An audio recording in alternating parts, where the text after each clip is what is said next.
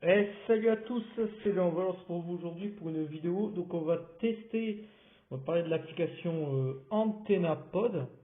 Donc c'est une application open source sur Android qui permet donc d'écouter ces podcasts et comme dans le titre de la vidéo, du métro au salon. Vous allez comprendre tout de suite pourquoi. Donc cette vidéo va être en 4 parties. Donc la première, ça va être comment ajouter un podcast, une série de podcasts. La deuxième, ça va être, on va voir toutes les fonctions de base du logiciel. La troisième, on va visiter le menu des paramètres. Et enfin, le dernier, on va voir la petite fonctionnalité intéressante qui permet de passer en fait du téléphone au salon, qui est le mode cast. Attention.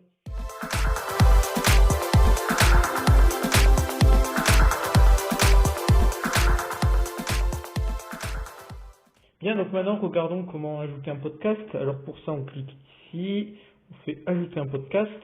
Alors là, nous avons plusieurs méthodes. Donc nous avons toujours la bonne vieille méthode, entre guillemets, du lien URL flux RSS, ajouter un podcast depuis son lien. Mais on peut aussi, sans compte, chercher sur gpoder. Alors gpoder.net, c'est un service où on peut synchroniser. Alors feed, on peut même chercher tout simplement sans compte iTunes des podcasts sur iTunes. C'est très pratique. Moi personnellement, je n'ai pas de compte Apple. Je ne supporte pas leur écosystème. Ça, c'est une question de goût, de couleur. Et pourtant, il y a énormément de podcasts sur iTunes, donc je peux m'en servir pour ajouter des podcasts depuis iTunes, même si je n'ai pas de compte iTunes. Et on peut aussi faire un apport via un fichier OPML, ce qui est pratique si on utilisait déjà un logiciel de podcast précédent et qu'on retrouvait sa liste de podcasts sur ce nouveau soft. Donc ici, pour la démo, on va faire une recherche via iTunes. Qu'est-ce qu'on pourrait ajouter Là, il y a des suggestions, on peut faire une recherche. Donc vous voyez, donc il nous montre quelques suggestions, je ne fais aucune recherche. Alors je vais taper high-tech et on va voir ce qu'il me suggère. Comme vous voyez, c'est recherche par ordre alphabétique, donc du coup forcément ça donne parfois, c'est pas par thème, mais c'est par ordre alphabétique, donc ça donne parfois des résultats particuliers. Alors, pas forcément la langue, donc du coup je vais chercher, je vais taper Android, on va voir. Android de jeune. Je vous cherche quelque chose pour ajouter pour la démo, parce que j'ai déjà plusieurs.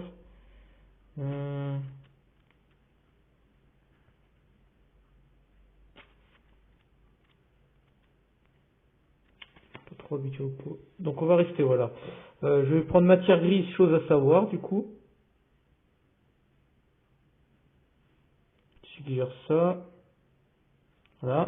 Donc là, notre podcast a été ajouté. Bon, j'ai cherché les exemples de la vidéo. Vous voyez, on peut faire des recherches, ça fonctionne par nom. Mais bon, là, je vais choisir pour la vidéo quelque chose qui m'a été suggéré, parce que j'ai déjà plusieurs podcasts. Maintenant, on va passer aux fonctions de base. Là, bien, nous revoilà pour les fonctions de base, mais avant, je repasse par le podcast. Alors, on va chercher, donc voilà. Donc, je vous montre les autres, quand même les deux autres trucs pour chercher. Voilà. Ok, ici, on peut chercher par catégorie. Là, là, rapidement. Et puis bon, là, c'est foutre un URL, vous le trouvez sur le site. Hein, c'est généralement indiqué le lien, c'est sous forme de lien RSS, c'est indiqué pour suivre sur le site. Donc là, je ne vais pas vous faire une démo, mais c'est indiqué. Et un port OPML, j'ai pas de fichier OPML, donc je ne peux pas vous montrer comment ça se passe. Mais là, en gros, il va vous demander quel fichier ouvrir. Voilà, pour ceux qui seraient perdus. Donc là, on va y aller pour citer de base. Donc là, les abonnements, ça me permet de voir tous les podcasts que j'ai, même d'en ajouter un. Alors je vais cliquer ici et donc on va avoir fonctionnalité de base, supprime. On peut renommer les podcasts, mais là on va le supprimer parce que là je m'en fous. Donc là on est dans l'onglet, alors il m'a sorti cet onglet-là qui est l'onglet épisode. Alors l'onglet liste, ce sont ceux qui sont en cours de lecture, qui n'ont pas été complètement terminés. Donc là c'est le cas, on peut en ajouter plusieurs listes pour se faire une liste de lecture. Par exemple parce qu'on sait qu'on va avoir beaucoup de temps de transport et on n'a pas envie de cliquer, d'autant si des podcasts assez courts. Donc là, par exemple, si je vais, donc on va lancer de quoi je me mail. Donc on a deux choix, on peut soit télécharger, soit lire en ligne.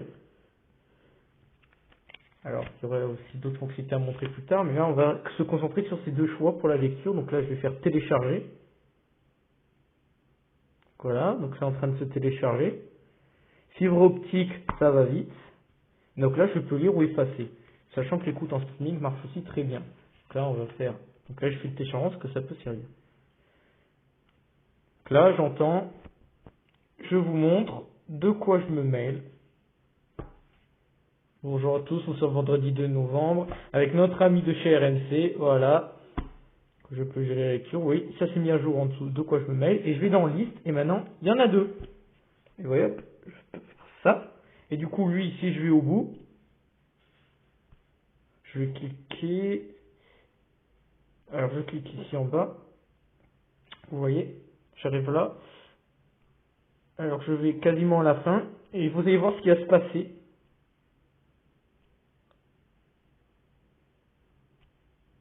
Alors, j'attends la fin du podcast. Vous allez comprendre. Vous allez comprendre. Pour vous montrer comment fonctionne le logiciel. Donc là, je suis dans ma liste de lecture. Je suis dans le métro, par exemple. Après une grosse journée de boulot, je me dis, j'ai envie de rentrer chez moi pour jouer à mon PC gamer. Que je n'ai pas. Voilà.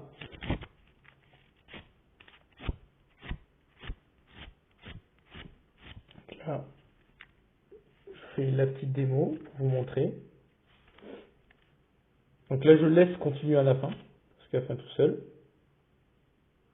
Et boum. Ça reprend. Alors, si je n'avais pas commencé à lire, ça aurait lu depuis le début. Mais comme j'ai commencé à lire, il reprend d'où j'en étais. Et maintenant, on va aller dans liste. Et vous voyez, comme je l'ai fini, il a disparu. Bien qu'on puisse verrouiller la liste. Oui, on peut faire ça. Hop. Liste verrouillée. Liste déverrouillée. On peut aussi supprimer des épisodes. On peut effacer la liste de lecture. C'est ce qu'on va faire. Voilà. Je vais du coup dans l'épisode. Donc là, il m'affiche les nouveaux épisodes qu'il y a eu. Les récents, on peut faire tous. On peut mettre des épisodes en favoris aussi si on veut retrouver une émission pour la lire plus tard. Ce qui est aussi assez pratique. Alors aussi, je peux rechercher dans mes épisodes les noms. Par exemple, si je veux chercher que les épisodes qui contiennent le mot Android, il me sort que les épisodes qui contiennent le mot Android. Vous voyez de quoi je me mail, qui ne contient pas du tout Android dans son titre, puisque c'est à chaque fois de quoi je me mail et la date, n'apparaît plus. Enfin, c'est pas forcément dans le titre. Aussi, c'est dans la description qu'on voit que ça marche. Parce que j'ai des tech cafés qui ne citent pas Android directement. Oui, donc la recherche est encore un peu lacunaire, mais ça marche plutôt bien. Voilà.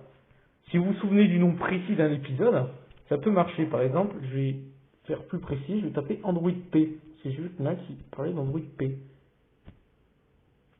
Là déjà, oui, j'ai plus le même choix.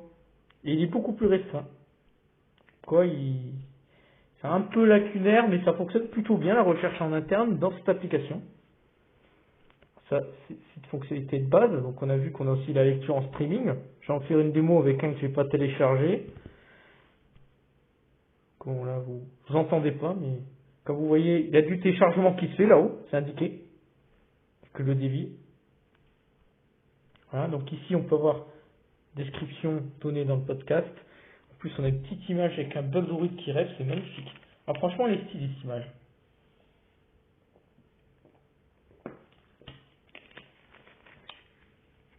Vous voyez, donc là, comme ça on peut savoir de quoi parle le podcast. Et ici, cet épisode a des chapitres. On avait vu la petite toile pour mettre éventuellement en favori. Voilà. Alors, ça c'était les fonctionnalités de base. Alors, on a un journal de lecture. C'est pour savoir les épisodes qui ont été lus il y a peu de temps. Alors, je peux effacer le journal de lecture. On a du coup, on avait vu la fenêtre tout à l'heure d'abonnement pour naviguer directement par série. Et donc, je peux choisir maintenir à jour. Authentification. Oh. Vous voyez, c'est assez balèze. Apparemment, il y a même une liste de mots uniques. Donc on peut même filtrer, on peut faire du filtrage au besoin. Enfin, là, c'est pas le cas, mais il y a quand même des choses, je pense, en fonction des podcasts qui sont assez balèzes. Par défaut, il y a des options par défaut. Et donc on a même une description. Vous voyez, on a le petit lien là. Le fameux lien que vous disiez qu'on peut copier, qu'on peut coller. Petite description et tout. Donc là, onglet ajouter à Firefox, je vous montre dans mon navigateur. Ça ouvre Firefox et ça m'ouvre la page correspondante. Voilà, ça c'est pour vous montrer. Voilà. Alors ça c'est, je pense que j'ai fait à peu près le tour des fonctionnalités principales. Maintenant on va passer aux paramètres ou préférences. Allez, choui. Bien, maintenant on passe aux préférences, aux paramètres. Donc ici, bah oui, c'est très bien traduit en français, mais il y a encore deux, trois trucs qui restent en anglais. Donc donc il y a plusieurs onglets. Donc déjà on va aller dans les onglets projets. Alors la FAQ c'est un lien URL. Problème connu, c'est un lien dans Firefox aussi, comme vous voyez. J'en ai deux en attente. Donc ça je vous laisserai cliquer. Donc il y en a un, c'est via un site officiel, infonapod.org FAQ. Et puis l'autre, les problèmes connus, c'est sur le GitHub du projet. On peut envoyer un rapport de crash. Dans le à propos, voilà ce qu'on y trouve. Dans le programme, la version, le commit, développeur, la licence et les librairies utilisées lors de la création du logiciel. Vous voyez un rapport de crash, mais il n'y avait pas de souci. Donc maintenant, on va voir les paramètres, si ça nous intéresse vraiment. Donc on a interface utilisateur, on a le choix entre trois thèmes. Moi je choisis par défaut c'est le thème clair, moi je choisis le noir true black. Alors on peut changer les éléments, vous voyez, l'onglet de navigation, c'est ce qu'on avait, je vous montrerai à droite. Vous voyez, par exemple, je peux choisir de cacher le journal de lecture, ajouter un podcast ou ma liste des abonnements. Je peux la cacher aussi. Donc, on peut vraiment assez bien personnaliser le programme. On peut définir l'ordre d'abonnement, trier par compteur, trier alphabétiquement, trier par date de publication, trier par nombre d'épisodes vus. Ce qui est très pratique, parce que vous préférez peut-être le tri alphabétique, par exemple. Moi, j'ai laissé paramètres par défaut. Dans la plupart des cas, je vais vous montrer au seul endroit. Alors, à part le thème, il y a un autre endroit où j'ai pas mis paramètres par défaut. Et vous allez comprendre si l'utilité, c'est pour la dernière partie de la vidéo. Alors définir compteur d'abonnement, ouais, donc on peut même définir sa nature. Donc voilà, on peut gérer tout ce qui a rapport avec les notifications, écran du rouage. Alors dans la lecture, on a tout ce qui est avec la gestion des interruptions, avec les appels, les casques Bluetooth. Alors on peut gérer avec les boutons. On a aussi la gestion des listes. La gestion du lecteur multimédia qui est utilisé pour la lecture, moi j'ai celui qui est fourni par défaut. Et c'est là où moi j'ai fait l'autre modif qu'on pourra paramétrer par défaut, c'est le paramètre expérimental support Chromecast. Alors pour avoir cette fonctionnalité, non, il ne faut pas être bêta-testeur, non, il ne faut pas avoir les options développeurs sur Android, il faut juste avoir téléchargé l'application depuis le Play Store, parce que cette application est disponible sur le Play Store et sur F-Droid. La version du store de F-Droid, pour des raisons, pour éviter d'embarquer des technologies non libres, a choisi de ne pas mettre le support du Chromecast.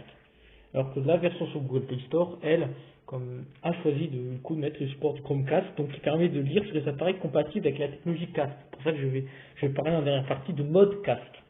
Vous allez voir, ça va être assez sympa. Alors, ensuite, nous avons le réseau. Donc on peut choisir l'intervalle de mise à jour. Je laisse par défaut toutes les 12 heures. On peut choisir d'activer ou non le téléchargement automatique. Désactiver par défaut, c'est très bien. Moi, j'ai activé la mise à jour depuis les connexions mobiles, parce que ce n'est pas activé par défaut. Ce qu'on appelle la mise à jour, c'est en gros, il ne télécharge pas les épisodes, mais il va chercher les images et les noms des nouveaux épisodes qui ont été mis en ligne. Donc moi, je l'ai autorisé. On peut même paramétrer un proxy au besoin. Intégration. Alors ça, on peut l'intégrer soit un service de micro-paiement, soit un autre service qui permet de synchroniser entre les appareils. Je n'utilise ni l'un ni l'autre. Stockage, on peut définir là où sont enregistrés les épisodes téléchargés, la taille du cache de l'image, une éventuelle suppression automatique, mais moi j'ai choisi tout par défaut. Et enfin, ça c'est bien, c'est les statistiques que on peut avoir même par type de statistiques. Et donc là c'est le temps d'écoute que vous avez passé sur chaque podcast. C'est pas mal je trouve. C'est bien foutu. Maintenant qu'on a vu les paramètres, passons à la dernière partie qui nous intéresse, le mode. On va passer au mode cast. Alors pour cela, je vais allumer mon téléviseur et j'espère que vous allez entendre. Là, cette fois-ci, le son. Alors, je vais allumer le téléviseur et donc je vais aller choisir une podcast sur mon téléphone. Donc là, je vous scénarise parce que vous avez dit, ouais, mais pourquoi tu as parlé du métro au salon? Le métro, par exemple, on peut imaginer que soit quand je suis au boulot, soit avant de partir chez moi pendant que je me douche, je lance le téléchargement de mes podcasts. peut se faire pendant la nuit, pendant que vous douchez, pendant que vous déjeunez, enfin ce que vous voulez. Je pars au travail ou alors je sais pas, je fais au travail. Sur la route du retour, si j'ai pas de connexion, dans le métro, grâce au mode hors connexion, je peux écouter mes podcasts ou les lire en streaming si j'ai une connexion. Et vous allez comprendre maintenant l'expression au salon, c'est-à-dire que je suis chez moi, mais écouter des podcasts depuis son téléphone, c'est pas forcément pratique. Par contre, vous avez peut-être un Chromecast, une enceinte compatible Google Cast ou une Android TV qui a le mode Google Cast. Et bien là, vous prenez votre podcast. Donc moi, je vais prendre. Alors non, ils vont me faire chier. Donc je vais prendre nos amis de Frandroid. Alors, 10 ans de guéguerre. Alors là, par exemple, je vais le télécharger pour la démo. Pour imaginer, c'est un épisode, vous n'avez aucune connexion dans le métro, vous les téléchargez, vous êtes en train de vous balader, vous écoutez votre musique, vous rentrez chez vous. Donc vous êtes toujours sur votre podcast téléchargé. Donc là, je lance la lecture. Donc là, j'y suis. Et je fais, hop là, caster. Et moi, j'ai une shield Android TV. Je vais être sur le même Wi-Fi. Et ça va se lancer. Je sais pas si vous entendez. Voilà. Et vous voyez la notification ici. C'est ici ce qu'on la contrôle. Et par exemple, vous êtes en train d'écouter un podcast et hop, vous avez des amis qui arrivent, vous pouvez stopper et même couper le Chromecast depuis ici. Et là, ça repasse sur le téléphone. Et donc, je peux repartir si j'ai besoin. Voilà, voilà. C'est tout simplement ce que je voulais montrer. C'est hyper rapide. Donc, je ferai une petite démo filmée à la caméra que vous aurez en toute fin de vidéo qui montre un peu mieux le résultat de ce mode. C'est franchement quelque chose de superbe qui permet de... Ça complète, c'est vraiment du métro au salon, c'est-à-dire vous arrivez chez vous, vous connectez à votre Wi-Fi et hop, vous castez votre podcast favori sur vos enceintes et comme ça vous pouvez enlever vos écouteurs et vous poser tranquillement devant un petit goûter par exemple si vous avez faim ou si vous voulez juste vous poser sur le canapé et finir d'écouter votre podcast favori. Voilà, donc c'est vraiment cette application open source que j'ai découvert, je vous dis, ça fait même pas 2 jours, ça fait 2 jours au maximum que je l'utilise, est une petite merveille, une petite pépite que beaucoup de monde devrait, enfin que tous les amateurs de podcasts sur Android devraient avoir sur leur smartphone. Au lieu de prendre des applications gratuites avec des pubs ou alors voir des applications payantes, autant prendre cette application open source qui fait quasiment aussi bien, sauf si vous voulez la synchronisation dans le cloud. Là, éventuellement, je peux comprendre que vous orientez vers d'autres alternatives qui proposent un abonnement avec synchronisation dans le cloud. Bien qu'on a vu qu'il y a un service qui permet de synchroniser les trucs entre appareils. Donc, je pense qu'en bidouillant un truc, ce n'est pas forcément nécessaire. Mais bon, chacun est libre de faire ce qu'il veut. Donc, j'espère que cette première vidéo d'une longue série de présentation d'applications vous aura plu et qu'on se retrouve dans une prochaine vidéo. Allez, crossover entre Final Fantasy et les films Disney. Donc dessins animés même. Les dessins animés, oui, les dessins animés Disney. Donc on suit un personnage créé par Square Enix qui s'appelle Sora et en fait on va visiter les mondes de